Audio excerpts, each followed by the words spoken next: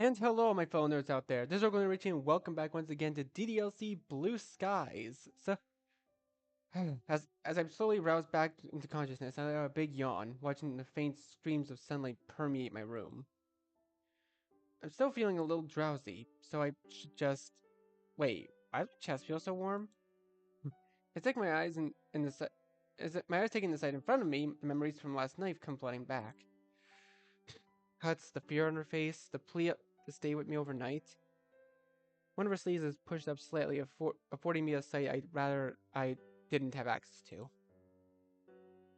But seeing such marks on Yuri's pale arm, some of which still look fairly new. My wind says as though it's my own flesh which bears the scars. Why? How?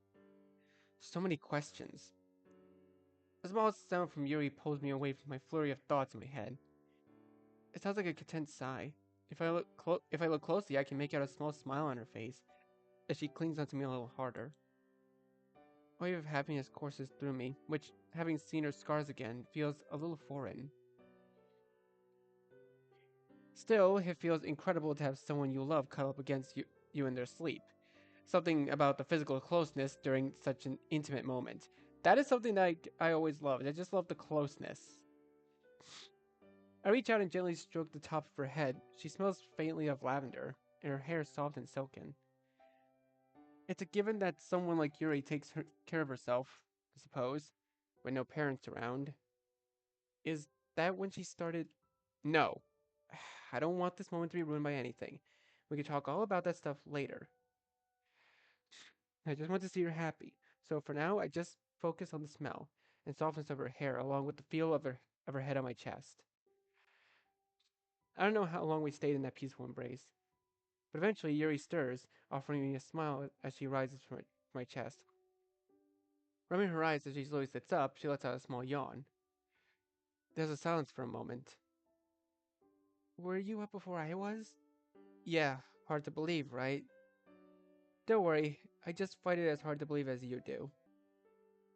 My attempt at humor is weak. Yuri laughs as well, but it's easy to tell that it's a little forced. There's no denying the tension. The elephant in the room may have been averted while we were sleeping, but there's no escape now. So Yuri, I was wondering. She abruptly gets out of bed and heads to the door, without a glance back in my direction she speaks. Her reserved tone surprises me. Let's make breakfast, Richie. But, please? She turns to face me. While she isn't making eye contact, I can read the message on her face. Not yet. Warily, I climb out of bed and follow her down the hallway, wondering how the rest of the day will go. To say breakfast was a comfortable affair will be quite an understatement. Yuri wasn't even making eye contact and even stopped frequently to ensure her sleeves were completely covering her wrists. Every every time she picked up a knife to cut some food, I couldn't help but wince. My mind was doing me no favors as had she cut herself with a knife? Last night she used a razor blade. Does she have a stash of them at home? Or is her cutting habit related to her knife collecting hobby? The tension has grown tenfold since she woke up. I'm desperately trying to think of a way to break the uneasy silence, but I can't come up with anything. Diplomacy diplomacy can only get me so far. How am I meant to even approach the topic? I've never had a friend who's self-harmed before. I stare into the last remaining crumbs of my meal. Eating in silence has proven to be unbelievably awkward. Desperate for something to do, I stand up and head for the sink. At least the prospect of washing up my plate gives me something to focus on. As I stand by the sink, Yuri's voice pierces the silence. I'm really sorry. For what? She gestures around her. But for this. For everything. I dump the unwashed plate into the sink and walk over to her. She's staring forlornly at the ground. You don't have to apologize for anything. Seriously. Am I am I the only person who knows this? Yes. Then well, sorry if I sound presumptuous, but well, I imagine it must be pretty hard, right? Very much so. It's a little overwhelming. I take one of her hands in mine. She's shaking. It's okay, Yuri. It's okay. Just take your time. There's no rush. She nods. I imagine you probably have a few questions you want to ask. There's no point trying to beat around the bush here. Yeah, there are. Oh, it's how direct that sounds.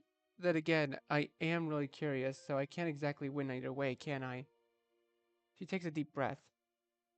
What would you like to know? Oh boy, where do I even begin? How long has she been an orphan for? When did she start cutting? There's so many choices.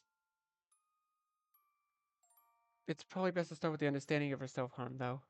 Well, why do you do it? She closes her eyes and slowly lets her breath out through her nose.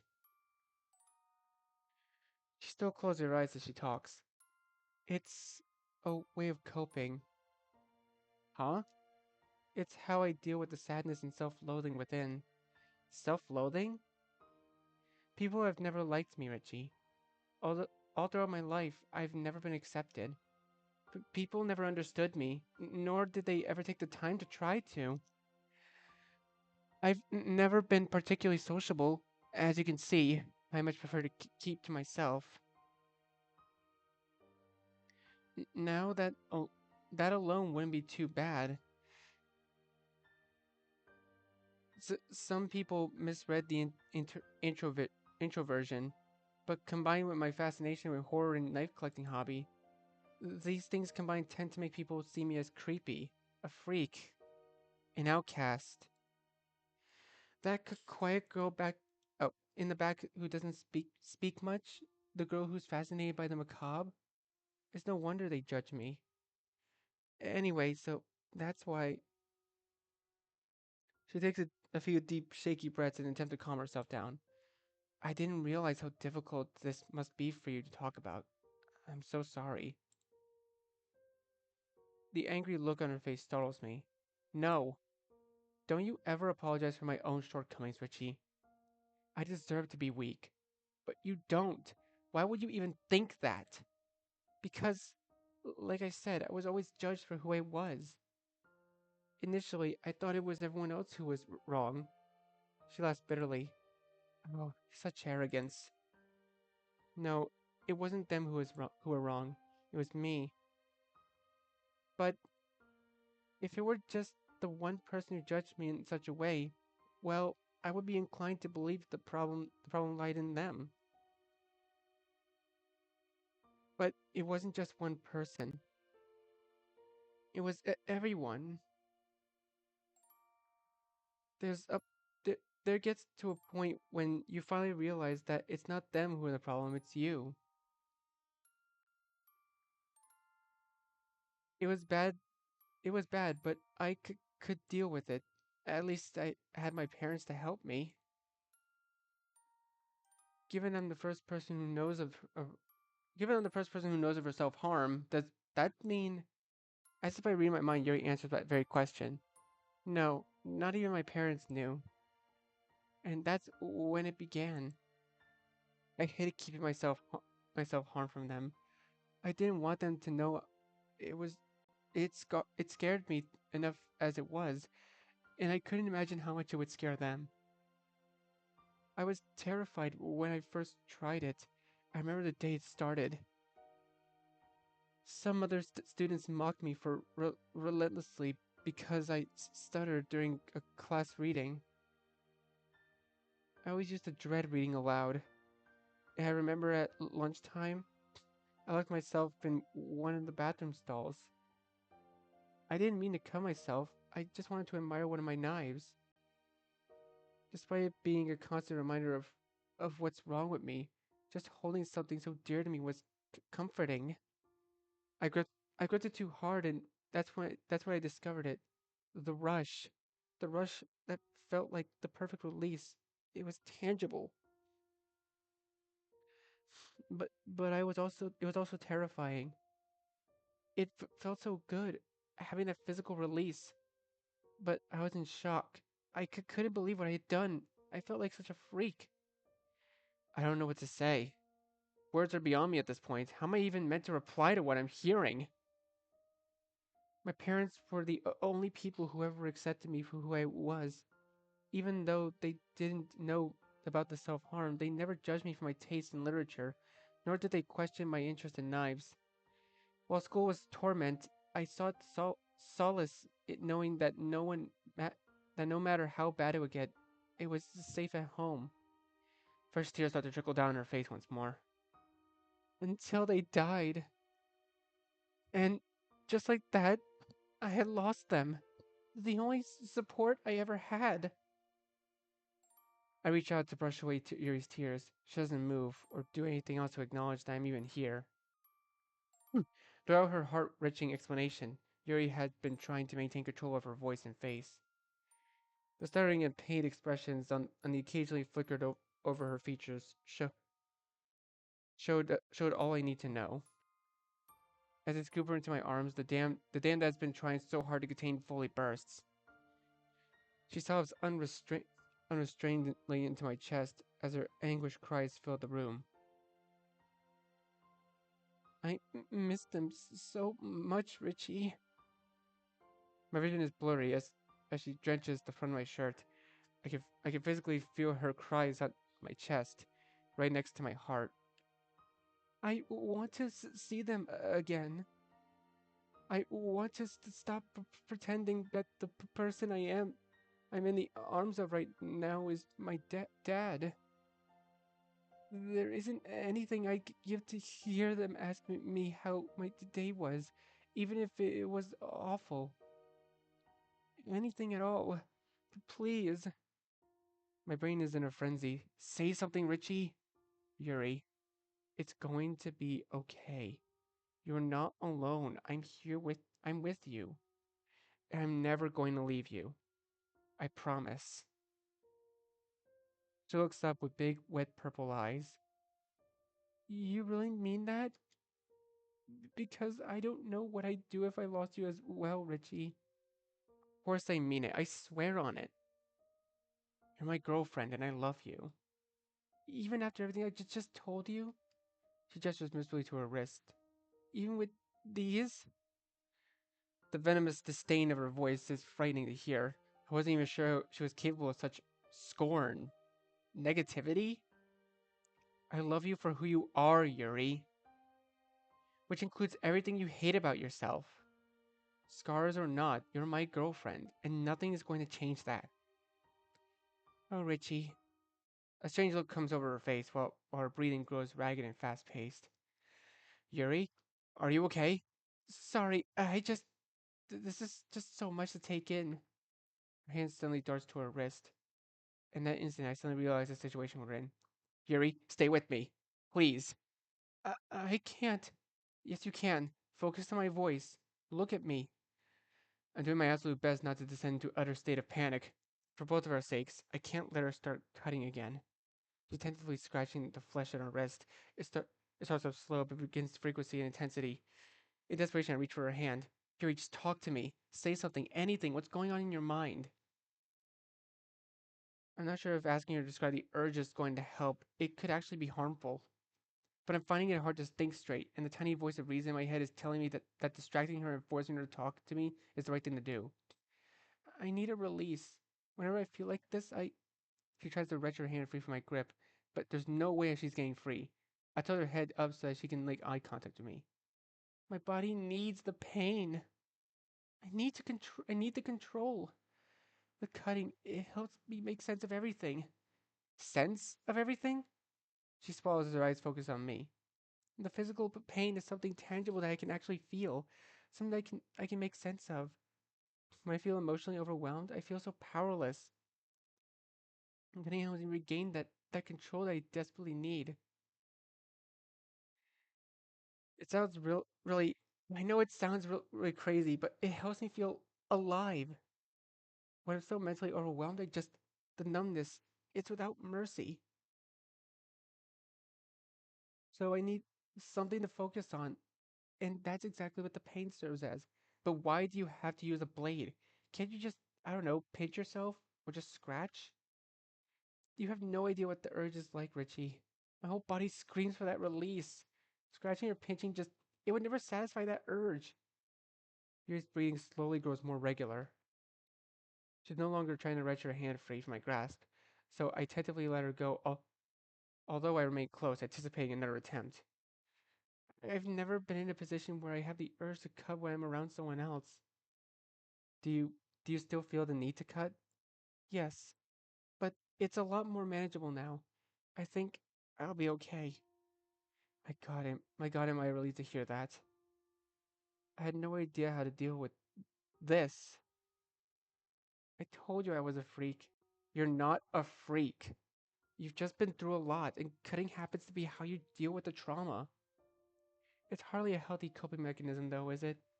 Well, no, it isn't. That doesn't even need to be said. Okay, so yeah, it isn't a healthy way to cope at all, but either way, I'm just glad you told me. Why are you glad, Richie? And more importantly, how can you not think I'm a freak? I don't know? I don't know why, but I don't see this as a freakish behavior at all. It makes me sad, sure, but it doesn't creep me out. Plus, I like to think that I have an open mind, you know? Yuri smiles ruefully at my words. You remind me a little of my father. He was the one who introduced me to knives back when I was just a little girl. As eager as I was to learn about her self-harm, I am grateful that this is an opportunity to discuss something else. The incident just now was just staggering. What were your parents like? Oh, they were wonderful. I couldn't have asked for better. You never told me about how you first got into horror. It's a guess, but was it your parents who introduced you to the genre? After everything that's happened so far today, the genuine smile on her face is truly a sight to behold. How did you know? I'm psychic. Kidding. I'm just very intuitive. I just had an idea. Why don't you tell me more about them over a nice cup of tea? I don't know about you, but I'm definitely in the mood for a hot drink. I like that a lot. Awesome, then let's get started then. As I was hoping, the change of topic combined with the relaxing tea has really helped bring a sense of normality to the day. Of course, the after effects of the morning still linger in the air. Yuri is still on edge, but we were at least able to work around it. Funnily enough, me getting into horror actually stemmed completely from chance. What do you mean? Well, one day, both of my parents were out. It was a rainy day, so I couldn't go outside. Naturally, I was confined to the house. I was wandering around looking for something new to read. I happened to find a copy of an old ghost story that my father left out, and immediately began reading. Given that it was a book for adults, I didn't really understand what was going on, but I was able to get the general gist. When my parents came back, my dad was surprised to see me reading it, clearly. He didn't expect I'd like it. I remember how my mother scolded him for being so careless. She didn't like the idea of her young daughter reading such a dark tale. I remember he pretended to be apologetic, but when she was out of sight, he eagerly asked me what I made of the story so far. It was obvious that I didn't really understand it, so he offered to read it with me, helping me out with the more complex words and explain the story as it progressed. That what was the story about? Must be pretty good if you remember so well.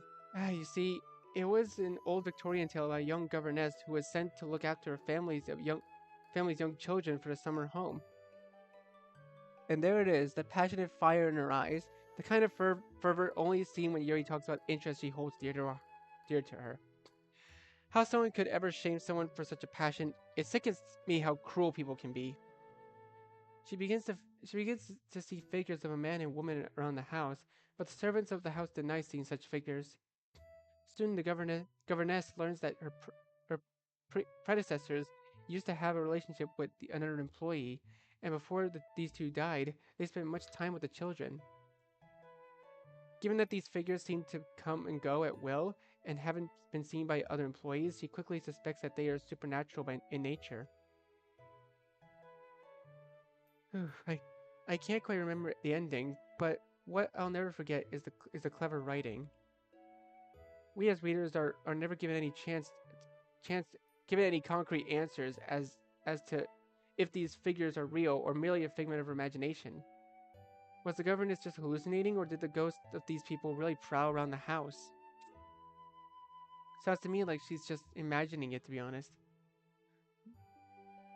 Although it does seem kind of coincidental how the ghost seems to perfectly match the profile of her predecessors and her lover. In, indeed, what what's more is that the young boy was revealed to have been expelled, and it's heavily hinted that that he did that he did to what he did to earn such a punishment was terrible in nature. With such a suspicious outlook, it's natural that the reader doubts the children's claim of innocence, especially when the governess asks if they saw the figures too. Ghostly apparitions, creepy, suspicious children. I feel the hairs on the back of my neck stand up. Yeesh, even from Yuri's description, the plot sounds exceptionally gripping. There's a dreamy tone in Yuri's voice as she speaks. And I remember my father. My father encouraged me to question whether the ghosts were real. As a child, I took things at face value. The governess said she saw them, so that was what I believed. But he taught me of how to approach things from another angle, how to consider other viewpoints. In turn, it helped broaden my appreciation for such clever writing. And to this day, I still wonder if the ghosts were real. So your analytical approach came from your dad? I suppose you could say that, yes. He was always methodical and organized in nature, so it's a given that his personality rubbed off on me. I think he'd be really proud of you, Yuri. If he could see you now. Tears slowly leaked down her face once more. Would he? I hid so much from him. I pulled her close and tenderly caressing her cheeks with my hand. We all have our demons, Yuri. Everyone has things they regret, things they don't want other people to know. To hell with other people if they judge you for the things you liked, or your quiet nature. Because I love your characteristics. Even if you hate them, I love them. And they make you who you are. If you enjoy horror, if you enjoy collecting knives, who has any right to shame you for it? Fuck them. They don't know any better. She gives me a watery smile. Thank you, Richie. You really do mean so much to me. And I'm glad that we met. Having someone like you in my life is... I can't describe it in words. Wowie. Must be tough then, if even you can't describe it. Yuri makes a sound that sounds like a mix of laughing and a sob. Hey, Yuri? Yes, Richie? If you don't mind me asking, what did your parents... you know... It's okay, you don't have to answer. Last February, it was a car crash. Ah, right. I'm so sorry. It was probably insensitive of me to even ask. It wasn't. I've been keeping a lot of things from you, so it's only fair that I should stop doing that. After all, you're my boyfriend now. It feels like a little strange to say that. Not in a bad way, though. Ooh. I feel exactly the same way, you know. I still find it hard to believe that such a beautiful, intelligent girl fell for me. I must be the luckiest guy on the planet. Don't be silly, Richie. You have such a big heart. Any girl will be lucky to have you. To be honest, I'm surprised that you and Sayori... Sayori and I? Yes, well, given you were childhood friends, I imagine you would have gone together with her after seeing her again. She would have been a much better girlfriend, too. Hey, look at me. It takes a little bit of coaxing, but eventually she reluctantly makes eye contact. Sayori will always be a wonderful friend of mine. Yes, we have that history together. But I'm not living in the past. You and I have that special kind of connection that I can't explain. There's something about you that drew me in. All these months ago. But she's so happy, so energetic and bubbly. Wouldn't you rather have a girl like that instead of a broken, miserable mess like me? I shake my head.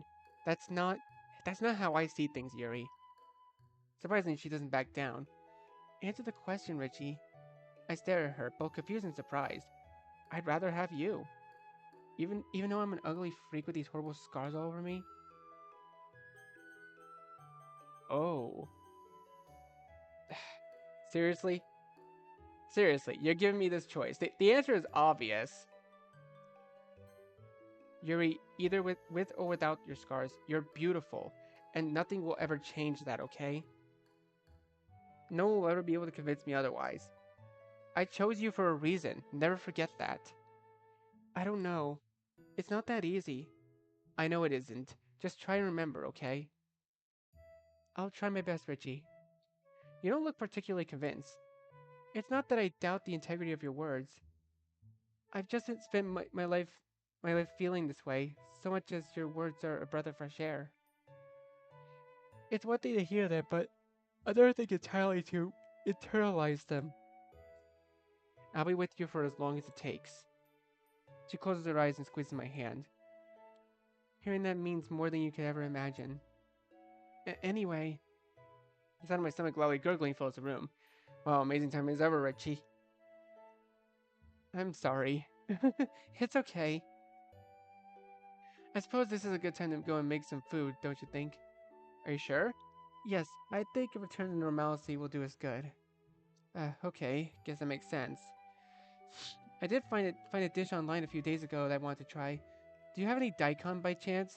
Oh yeah, but for any of you who don't know, daikon is a type of radish. I wouldn't even know where to start with cooking a daikon radish. I'll take that as a no then. I think the grocery store has some. Lead the way. By the way, Richie. Mm-hmm. Thank you for listening to me. It was daunting to share my self-harm with another person. After bottling it up for so long, I was scared of how you would react. I didn't say the wrong thing, did I? No, no, of course not. You've just been really understanding. Most importantly, accepting. And that's what I love about you. How tolerant you are. Well, and many other things. Well, I rubbed the back of my head in embarrassment. Yuri smiles bashfully at me. Sorry, I'll stop embarrassing you now. Let's go. Oh, that was a sweet way to end it. Well, at least that section, to be honest. All right, next section. I am so excited. It's Monday. God, I've never hated a Monday more than today. Or, I think you are, Garfield? How am I supposed to focus on classwork after everything that happened last weekend? Why can't I just stay home with Yuri all day? I just want to cuddle under the covers with her and talk until I can truly understand her. Well, technically, I could do that. I could do that, but Yuri definitely wouldn't spring for it. Knowing her, she'd balk at the thought of missing school, despite having all these problems and even bullies to deal with. Actually, that's kind of strange. How she never misses school. Even if she's a total bookworm, she's got to feel at least some reluctance, right? Especially on the bad days or on days when the bullies come after her. Fortunately, the bullies only target her when she's alone, and between the club and I, Yuri's not alone often anymore. But even if the bullies are taken out of the equation, it can't be easy going to school sometimes. If my unwillingness can be that strong on exam days, how must she feel on certain days? Said that said she said that she cuts when she's feeling overwhelmed. Don't tell me she at school. Damn it, Richie, stop thinking these things. Stop doubting Yuri. But aren't I right in worrying about Yuri like that? Is this doubt well placed? Maybe doubt is the wrong word. After all, I'm just genuinely worried about her mental and physical health. How can I not after seeing her arm like that? And I don't even know if she cuts anywhere else on her body either. She's got to have done that, right? There's only so much you can cut on a single arm. Burying my face in my hands, I sigh. Why do I feel so guilty about thinking these things? I don't want to change how I see Yuri, but at the same time, I just can't help it. Do I just ignore it and try to treat her normally? But I still have to be careful if triggering an episode. At the same time, I don't want to expect that she cuts 24/7. She doesn't do that, does she? I don't even know how often she harms herself. Obviously, she can't do it when she's talking to someone, but when she's alone. Bro, just calm down. It's gonna be okay. Honestly, in my opinion, as long as you're there for somebody when they need you, then that's probably enough for me. But again, like I said in the warning, if you or anyone you know is going through that, there is professional help. You can seek medical help if you need it, seek professional mental help if you need it. You are not alone. Well, she only said that she doesn't want her feelings come to a head, though. A freak. She calls herself a freak. I have to wonder, did she start calling herself that on her own accord, or did she internalize others' words? Sleeping again, Richie? Not this time, I swear. I mean, see to it that I don't catch you sleeping anymore, young man. You got it. I did notice that you were zoned out the whole day, though. Anything up with you? Nah, not really. I've just been thinking about stuff. By the way, what would you define a freak as? Eh? Why are you asking this all of a sudden? Just answer the question. I guess a freak would be a person who's abnormal? Huh? That's it? But can't you say that I'm a freak then? If, for instance, I watch anime more than the average person? Well, no, a freak would be abnormal in a grotesque sort of kind of way. That is, if you were to call someone a freak in a mean spirited manner. There are loads of different definitions you could use, so you kind of need the context for it. Why, is someone bullying you? Shuri's tone suddenly sharpens in a more serious one. No, but thanks for the concern. She immediately relaxes at that. That's why we elected her as the representative. She genuinely cares about the class. I'm just wondering, if you ever need to think out loud, I'll be here. That's my duty as class rep. No, as your friend. Thanks. If we're in the same class next term, I'll be sure to vote for you again. Thanks. Are you heading to literature club after this? Yep. What are you doing after school? I'm in the kendo club. Dang, I knew you were part of a band club, but I didn't know you also did kendo. I may be short, but I'm pretty good at it, if I do say so myself. I'm trying to climb up the ranks in the club. With any luck, I'll be captain of the team by the time I'm a third year. It'd be a dream to become the ultimate swordswoman. Given how passionate you are, I'm sure you will. Now where have I heard that ultimate swordswoman title before? I must be imagining things. The bell rings, interrupting our conversation. Speaking of which, I gotta go. See you, Richie. Have fun. My thoughts turn towards Yuri again as I leave the classroom. Hopefully it's not too much for her if I continue talking to her about everything. It should be a release for her, right? Or at least I hope so. Richie. Yuri's waiting for me at her usual spot. Hey, wanna get going? Of course. We walk in silence for a bit. It's like Yuri's secret is weighed down heavily on us. Or on me, at least. I don't know if the events of the weekend are on her mind as well. Maybe I'm just the one who's making things weird. Snap out of it, Richie. Let's just lighten the mood a bit. You looking forward to literature club? As much as I would any other day, I suppose. Why, is there something special happening today? No, it's just that it feels so normal to be going to the club.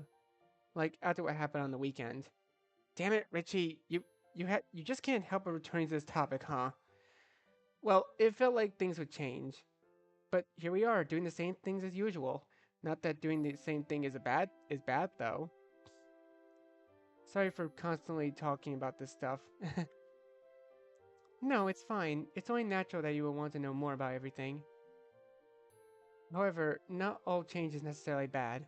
For instance, it's been freeing to be able to share these feelings with someone. Yuri brushes her hand against mine, causing me to grab hold of it. Yeah, I'm definitely glad that change happened. We arrive at the club room and step inside. For once, it seems like Yuri and I are the last ones in the club. Looks like the lovebirds are late. I had a secret tryst on your way. Had a secret tryst on your way over here? A blush spreads across Yuri's face that makes me even feel embarrassed. No? Besides, we're not even late. Thou dost protest too much, methinks. Save it, Shakespeare.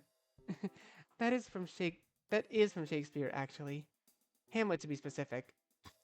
Trusting Yuri to know every single literary reference there is. Don't tell me we're going to start a unit on Shakespeare in the club now. Don't worry, I wouldn't inflict that on you guys. Not right now, at least. I can't tell if she's being serious or not. Anyway, now that everyone's here, we can start our meeting. Natsuki and Sayori pop out of the closet to join the conversation. I guess Sayori was helping reorganize Natsuki's manga or something. Richie, Yuri, you're finally here!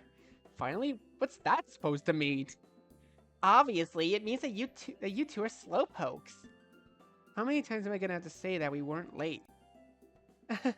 All in good fun, Richie. So, what did everyone do over the weekend? The weekend. It's kind of surreal to think that people were going about their days normally while Yuri and I were talking on such dark subject matters. Homework and manga for me. That sounds about right. I had to do some part-time work too. Oh, what kind of work is it? I bet it was something cute like a waitress job at a maid cafe. What? Damn! It was, this and that. Siri, what did you do? I guess she didn't want to talk about it, given her sudden change the subject. Maybe she really is working at a maid cafe. That's a cute thought. I caught up on sleep. Siri, you sleep in every day. There's no way you need to catch up on sleep. Meanie, you can never have too much sleep. I can definitely relate to that. I never have enough sleep myself. She sighs, a wry smile on her face. Not only do I have cram school and tennis practice every day, but I also have to deal with class rep and club duties. Geez, humble brag much?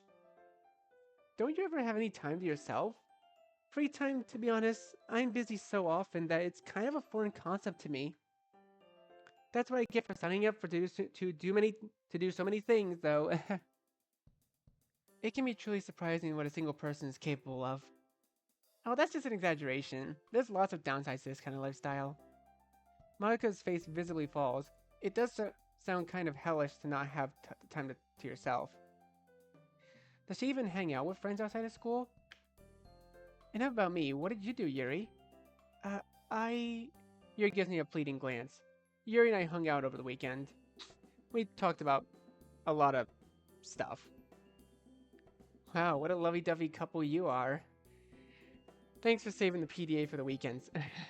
Natsuki pantomimes barfing and causing the Sayori to giggle. When you guys start dating, I'm going to return all this teasing tenfold. Isn't that right, Yuri? I suppose. Well, looks like we all have supremely exciting lives, eh? We're really living on the edge, all right. How about we keep up the excitement and share our poetry now? Crap, I totally forgot about to write a poem. Hold on, I kind of have to talk to Yuri first, privately. Yuri shoots me a curious look. Alright, we can just... It might be a long conversation, so you guys go ahead and share poetry first. Is everyone okay with that? Yuri? Everyone nods in affirmation. Okay then, don't take too long.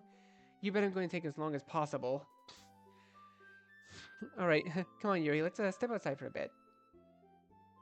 So what was it you wanted to talk to me about? Oh well, to be honest, I needed a distraction because I forgot to write a poem. Richie.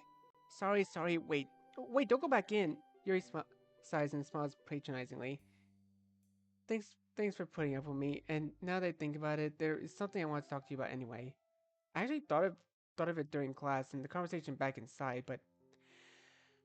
Yuri, are you going to tell the others about your self-harm? No? She immediately panics at my question. I don't mean right now. Sorry, I just meant eventually. When you're comfortable, of course.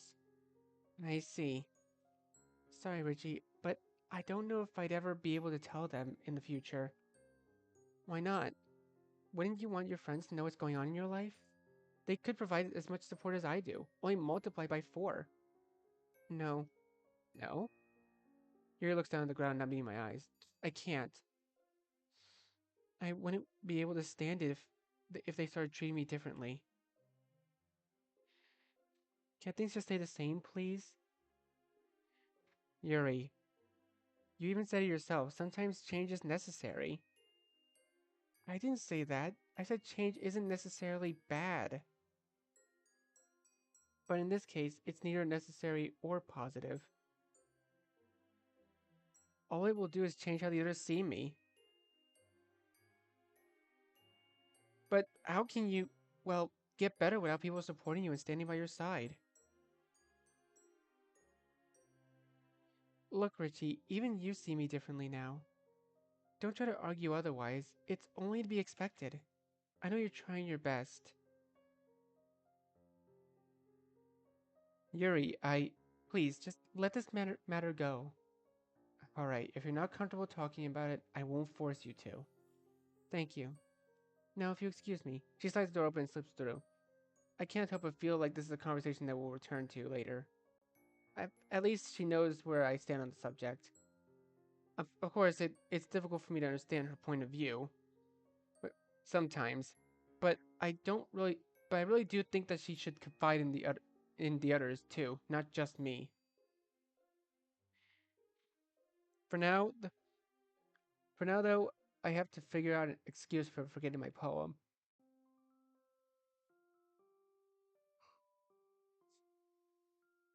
Wow, that is indeed a lot.